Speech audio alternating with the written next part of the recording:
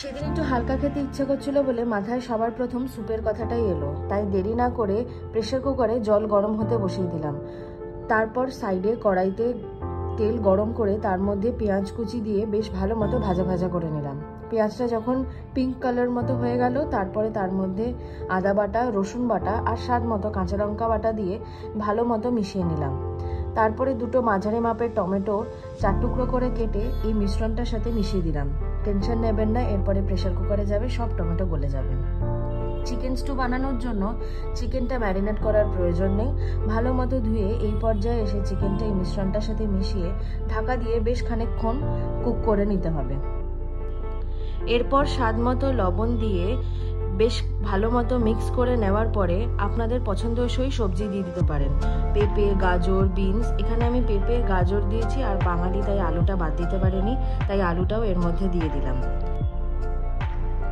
তারপর ভালো মতো মিশিয়ে নিয়ে একটু ঢাকা দিয়ে 5-7 মিনিট একটু কুক করে নেবেন। এর মধ্যে দেখবেন প্রেসার কুকারে জলটা ফুটে গেছে।